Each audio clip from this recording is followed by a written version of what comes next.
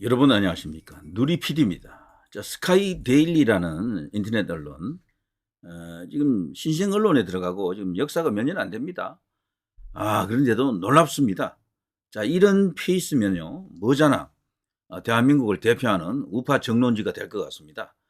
조중동의 아성에 도전할 수 있는 그런 파괴력, 역량, 그리고 무엇보다도요, 그 자본력까지도 갖춘 것 같아요. 거기 제가 내용을 조금 알아보니까 뒷배경도 탄탄하다 그러네요. 어느 정도 자금력도 있고 지금 거기 관계자들 그 수준이라든가 근무자들 그 면면을 보게 되면은 절대로 이제 작은 신생 그 소규모 인터넷 언론이 아니에요. 메이저급을 지향하는 거대 언론이 될 가능성이 굉장히 크다. 정말 거기 이제 편집국의 이제 그 멤버들 쭉 이렇게 한번 살펴봤는데 이런 식으로 간다 그러면요. 뭐잖아. 조선일보의 위치에 올라갈 수도 있겠다. 이런 생각이 들 정도로 연일 대특종을 지금 보도하고 있죠. 이번에는요. 노무현은 기획된 대통령이다. 김정일이 만들어낸 대통령이다. 이런 어떤 충격적인 내용을 이번에 또 폭로했잖아요. 근데 이 폭로가 단순한 폭로가 아니고 미국 정보국에서 정보당국에서 이 그 갖고 있던 자료를 이제 이걸 이제 공개한 겁니다. 그거를 스카이데일리는 국내 그 어떤 언론사보다도 빨리 그들과 접촉할 수 있는 정보망 혹은 그 일종의 이제 첩보망을 갖고 있는 것 같아요. 그래서 여기 이제 스카이데일리에게 고급한 정보를 줄 수 있는 그런 제보를 할 수 있는 제보 라인들이 수두룩한 것으로 보입니다. 앞으로 이 스카이데일리를 통해서 대한민국은 정상화될 수 있는 길로 한 발 한 발 다가갈 수도 있는 엄청난 동력이 생겼습니다. 지금까지 이제 우파 언론들은 많았지만 고급 정보에는 접근을 못했거든요. 전부 그냥 카드라 수준에 거쳤는데, 여기는 다릅니다. 정말 차원 다른 이야기들이 속속 터져 나오고요. 5.18이 나중에 정말 제대로 세상에 알려진다 그러면은 그 힘은 스카이데일리가 아마 가장 큰 역할을 하지 않겠나, 저는 이런 생각이 듭니다. 언론사이기 때문에 또 공신력도 어느 정도 갖고 있고 미국과 잘 통하는 것 같습니다. 미국의 고급 정보와 만날 수 있는 그런 유일한 언론사가 아닌가 이런 생각이 들어요. 단순히 국내에서 뭐 이렇게 연구해가지고 발표한다 그래서 이게 바로잡아지는 게 아닙니다. 정말 그보다 한 차원 더 높은 뭐가 필요한데 그거를 스카이디엘리가 지금 하는 것 같아요. 자, 이번에는 차기는 노무현이다. 김정일, 김대중에 찍어줬다. 이거 기사 나온 지가 뭐 하루 이틀 됐습니다만 여러분도 가셔서 꼭 한번 읽어보십시오. 제가 이 기사를 뭐 다 읽어드릴 수는 없습니다. 뭐 방송에서 이 기사를 읽어드리는 것은 제가 수치스럽다고 생각하는 사람이라 그건 아니라고 보고요. 자, 아무튼 이 기사를 보시면은 김대중이가 김정일과 이제 회담하기 위해서 평양에 갔을 때 평양이 이 차 안에서 서로 주고받은 그 이야기, 이게 지금 알려진 겁니다. 어떻게 알려졌느냐? 미 정보 당국에서 이거를 위성에서 다 잡았다라고 합니다. 이 둘의 대화 내용 같은 거를 이 기사를 읽어보면 정말 놀랍습니다. 이런 것까지 아는 미국이 이 당시는 벌써 오래전이잖아요. 요즘은 이 도감청 시설이 더욱더 발달해 있고요. 그래서 미국은 지금 대한민국에서 일어나고 있는 모든 일에 대해서 다 알고 있다라고 봐야 됩니다. 다. 이재명이 어떤 인간인지 우리가 굳이 뭐 그 사람은 정북이고 뭐 대북 송금에 연루되어 있고 뭐 찌째명이고 무슨 뭐 정가 사범에다가 이제 이 재판 받는 거 봐서는 정가 10범도 넘을 것이다. 이런 이야기를 우리가 안 해도 미국은 이미 다 알고 있고 빠삭하게 알고 있습니다. 얼마 전에 미국의 그 의회 보고서가 나왔었잖아요. 거기에 벌써 이재명에 대해서 신상 파악을 했다라는 게 드러나가지고 지금 개딸들 발칵 뒤집어졌습니다. 촛불 행동인가 거기서 벌써 반박 성명을 냈잖아요. 미국이 지금 이재명 더불어민주당 공당 대표를 바라보는 시각은 국민의힘에서 바라보는 시각과 똑같다. 그것은 왜곡된 것이다 라면서 항의하는 거 보셨죠? 이재명이가 이런 사람이고 저런 사람이고 앞으로 어떻게 될 것이다 이런 것까지도 그 예상을 다 해놨던 거예요. 그래서 이재명이가 대통령이 못 된다면은 가장 큰 원인은 미국 때문일 겁니다. 미국. 예. 지금 뭐 이재명이 만일에 대선 후보가 된다 치면은요, 안 되는 게 제일 좋겠지만 국민의힘에서 현재 지금 이재명을 꺾을 수 있는 사람이 객관적으로 있다 없다 말하기가 좀 어려운데, 그러나 치명적으로 이재명을 주저앉힐 수 있는 힘은 미국으로부터 나올 가능성이 굉장히 큽니다. 이재명은 왜 그런가 하면요, 저 사람은 너무도 친중적이에요. 그리고 너무도 친북적이야. 그 배경이 그렇다니까요. 배경이. 이재명 뒤에는 그냥 북한하고 중국이 있다라고 보는 거죠. 미국 입장에서는요. 가장 위험한 인물로 판단하는 게 바로 중국화된 인물입니다. 미국의 대외 전략, 대외 외교 안보 전략의 핵은 중국 견제거든요. 대중국 봉쇄 혹은 견제인데 이재명은 중국 그 자체로 볼 수도 있는 그런 행동을 할 수도 있습니다. 충분히 가능해요. 그게요. 이재명이가 지금까지 그 행정 관료로서 뭐 성남시장이나 도지사 정도 이제 하다 왔기 때문에 그게 조금 경력이 좀 짧은 거죠. 그리고 고급한 자리에 있지 않았어요, 사실은 아직까지. 그래서 그런 것을 행할 수 있는 기회가 좀 적었다라고 보지만 그런 가운데서도 친중적 요소가 많이 드러났잖아요, 벌써 많이. 그 이해찬도 그 뒤에 지금 붙어 있고 뭐 등등 해서 우리나라의 모든 친중 세력의 지금 일종의 그 기대주라고 할까요? 이재명을 대통령 만들어서 이 나라를 중국화하는데 친중화하는데 크게 기여할 것으로 지금 희망을 지금 갖고 있는 게 바로 이재명 아닙니까? 친북 요소도 굉장하니까요. 그리고 친북이면서 친중 이런 요소를 다 갖고 있는 게 이재명이다.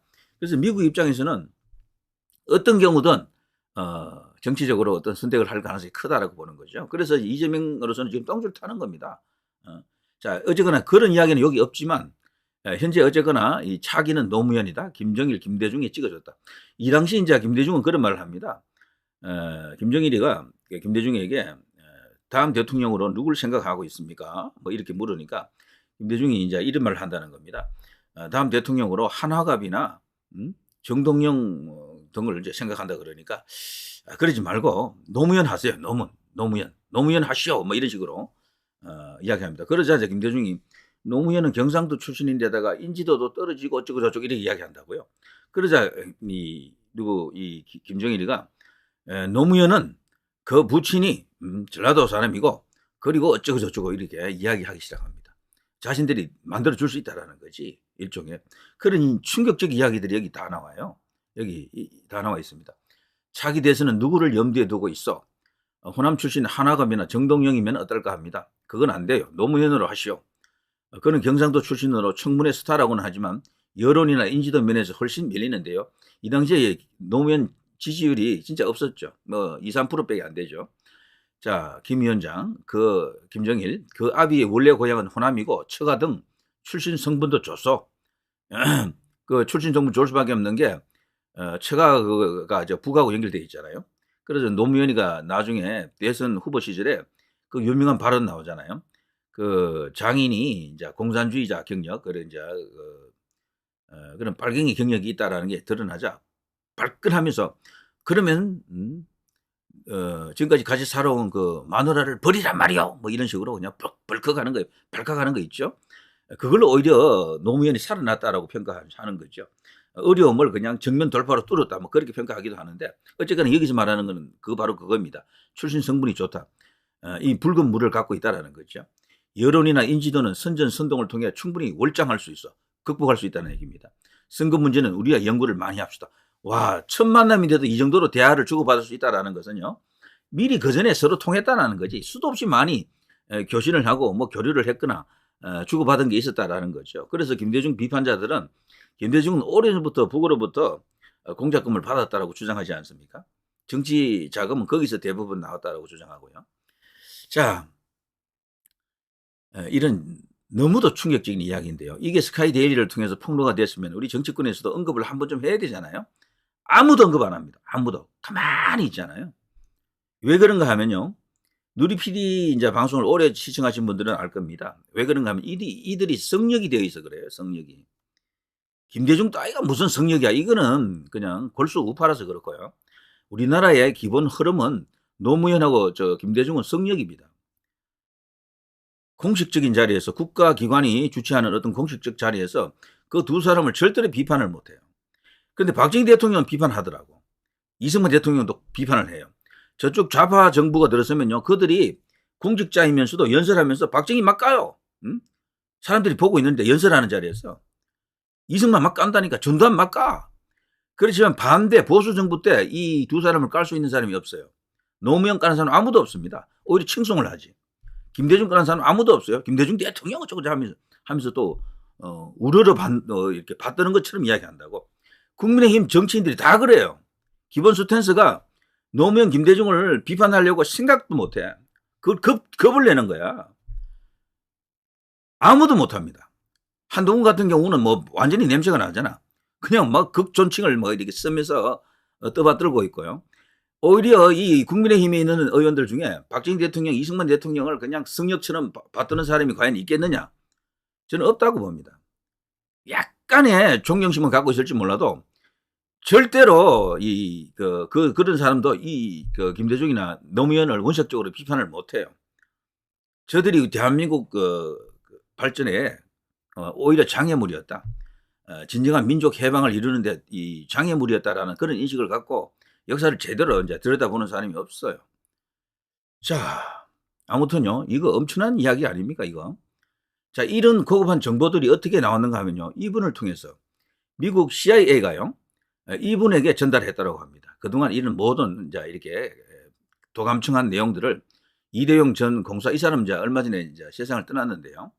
월남에서 이제 근무를 좀 오래 했습니다. 주 월남 거기서 이제 한국 대사관에서 이제 경제 담당 공사로 있었던 사람인데, 이 사람이 그야말로 애국심 투철하고 미국이 신뢰할 만한 인물로 지금 알려져 있습니다. 그래서 미국 정보 당국에서 이 사람에게 그 정보를 넘겼다 그러더라고요.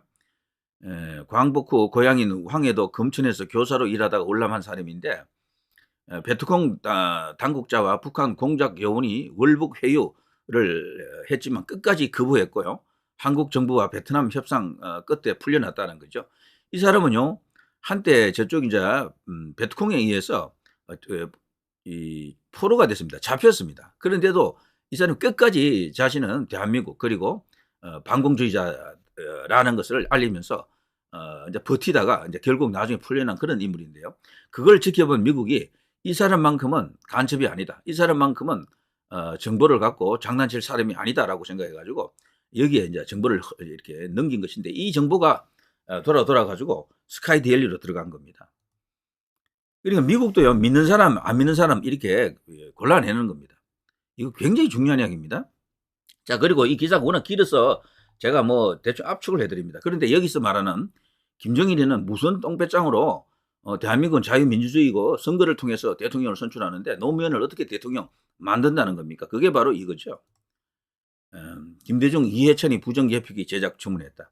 이게 바로 노무현이가 대통령이 될 때부터입니다. 그때부터 이 개표기, 소위 이제 계산기, 뭐 전자투표기, 이게 지금 등장하는 거죠. 이것 아니고 당시 노무현이 이해창에게 이길 수 있었던 가능성은 사실 높지 않습니다, 사실은. 그런데도 결과적으로 약 한 40몇만 표로 이겼잖아요. 자, 박지원과 신건과 함께 부정선거 몸통 최초 4인방이 여기다라는 거죠. 김대중, 이해찬, 박지원, 신건. 신건은 당시 이제 국정원장이었고요. 박지원은 여기 뭐 엄청나게 중요한 역할을 했죠. 김대중 정권의 실질적인 2인자는 박지원이다 할 정도인데요. 이해찬이는 이 당시에는 사실 소장파였거든요. 이때부터 핵심적인 역할을 했습니다. 그래서 이해찬을 일러서 좌파 서열 1위다라고 하는 게, 김대중 죽고 노무현 죽고 나서 이해찬이가 좌파 서열 1위라고 하는 것은 이런 이유가 있기 때문에 그래요. 선관위 뇌물 로비 납품업체 대표 2003년 폭로했습니다. 이 사람이 이들의 이제 부정선거 그 내용을 어떤 식으로 이 노무현을 대통령 만들었는지 그걸 조작해서 만드는 것을 2003년에 폭로했습니다. 이거는 벌써 과거에 인터넷 커뮤니티에서도 다 알려진 사실인데, 우리 제도권에서, 우리 언론이나 주요 언론이나 정치권에서는 쉬쉬하고 말을 하지 않죠. 전부 다 금기시되어 있는 말들입니다. 자, 부정선거 수사 안고 묵살해버렸고요. 업체는 이듬해 폐업했습니다. 이게 아마 관우 정보 시스템인가 그럴 겁니다. 자, 본지 부정선거 카르텔 분석 보고서 단독 입수. 여기서 이렇게 다 나와 있죠. 김대중, 이해찬, 박지원, 여기 신건입니다. 이들이 이제 부정선거를 통해서 이 노무현을 대통령으로 만들었다라는 거죠. 저는 개인적으로 이 당시 노무현 대통령 당선을 부정선거라고 규정하면서 운동했던 사람, 부산대 철학과 교수 최우원 교수죠. 그 사람이 우리나라 부정선거 운동의 선구자라고 생각합니다. 정말 치열하게 싸웠습니다. 치열하게. 그런데도 세상은 알아주지 않았죠. 그렇지만 노무현 초기에는 그 지지자들도 많았거든요. 그런데 그게 시간이 너무 가다 보니까 결국 이분도 뭐 법정 소송도 걸고 뭐 장외 투쟁도 하고 뭐 엄청나게 그냥 그 싸웠는데, 그러다 보니까 결국 부산대 그 국립대 아닙니까? 거기서 나중에 파면당합니다. 파면. 네. 그래서 뭐 엄청난 어려움을 겪기도 했는데, 이제 그런 어떤 부정선거 운동을 했었죠. 그때부터 조작했다라는 거죠. 개표도 조작. 이 당시는요, 사전 투표도 없었어요. 그런데도 불구하고 조작이 가능했죠. 그걸 이제, 그래서 사전 투표 없다 그래서 무조건 그게 깨끗한 투표가 된다라고 믿으면 안 됩니다. 이 당시 사전 투표 없는데도 그게 가능했다라는 것은 이게 개표하는 과정에서 이게 조작을 한다라는 거죠. 자, 이런 이야기들이 딱 이렇게 다 나와 있습니다. 여기. 그리고 압승에 썩은 표정을 하고 있는 두 사람. 압승에 썩은 표정을 하고 있는 두 사람. 자, 이런 게 있고요. 선관위 서버 프로그램 모두 다산타워 건물 내에서 관장했다. 뭐 이런 이야기들 쭉쭉 나옵니다. 전부 관련된 이야기들이에요. 그리고 이후에 이제 드디어 이제 그 4인방 말고도 후에 이제 나타나는 이제 인물들이, 물론 처음부터도 조혜주는 있었어요. 이 당시도요, 그 선거 개표 시스템을 도입하는 데는 조혜주가 또 결정적인 실무자 역할을 합니다. 전산이 아주 밝은 사람이에요. 그 조혜주가. 그리고 그 후에 이제 드디어 우리가 잘 아는 양정철, 뭐 이근영, 뭐 이런 인간들이 등장합니다. 그래서 2002년 때부터 이 한국에 전자개표 시스템이 처음 도입됐고요. 관우정보통신과 SK CNC는 시스템을 구축 운영했다. 한털 시스템은 전자개표기를 납품했다 등등 해가면서, 그리고 이것을 최초로 기한한 사람이 조혜주, 당시 중앙선관위 전산과장입니다. 이 사람이 전산에 굉장히 밝대요. 그리고 이 사람과 함께 이제 시작된 거죠. 이렇게 보면. 자, 조혜주입니다. 자, 지금은 이 사람 야인이죠. 문재인은 이 사람을 자기 대선 캠프에 있었는데, 이걸 이제 이 중앙선관위의 가장 핵심 요직인 상임 그 위원으로 이제 꽂아놨죠. 실질적으로 중앙선관위의 수장은 상임위원입니다. 선거관리위원회 위원장은 그냥 얼굴 마담이고요. 자, 인사청문회 출석한 조혜주 중앙선관위 이제 위원 후보자, 뭐 이렇게 나와 있습니다. 쭉쭉 이런 이야기들이 나오죠. 여기 드디어 양정철. 자, 이런 사람들이 엄청난 일을 대한민국 역사를 뒤집어 놨죠. 이런 일이 없었더라면은 저는 지금까지 단언컨대 김대중까지는 어떻게든 뭐 다소 이제 부적절한 방법이 들어갔다 하더라도 인정해주고 싶습니다. 거기는 뭐 이인재 효과도 있었고, 그리고 또 DJP라고 해서요, JP가 또 그쪽으로 갔잖아요. 그래서 이해창하고 싸운 건 뭐 이겼다 칩시다. 그것도 간발에 이겼죠. 차로 이겼죠. 노무현 때부터는 저는 개인적으로 이런 방식이 아니었더라면요, 지금은 현재 야권 좌파들이 단 한 번도 승리한 적 없다라고 봅니다. 저는 대통령 선거도 그렇고 국회의원 선거도 그렇고 단 한 번도 이기지 않았다라고 봐요. 저는 개인적으로. 그리고 이런 것들이 지금 밝혀지지 않고 있는 거죠. 왜 밝혀지지 않느냐? 갈 길이 멉니다. 그래서요, 4.15뿐 아니고 4.10, 그리고 그 밖에 문재인이가 대선 될 때 그 장미 대선도 그때도 얼마나 이상한 투표지가 많이 나왔습니까? 자, 이런 것을 우리가 해결해야 되는데 대통령이 이 모든 것을 알고 있는 거죠. 윤석열 대통령은 다 알고 있어요. 이런 거를. 그래서 이번에 계엄을 선포했는데 지금 현재 진행 상황에 있습니다. 이게 해결되지 않은 상태로 와 있지만 뭔가를 지금 우리에게 지금 묻고 있습니다. 요구하고 있습니다. 자, 스카이데일리가 정말 연일 큰일 납니다. 거기 가보면 정말 대특종으로 볼 수 있는 기사가 수두룩한데요. 스카이데일리를 조선일보 능가하는 그런 대언론으로 키웁시다. 그러면 게임 끝일 수도 있어요. 자, 누리 PD 김준희였습니다.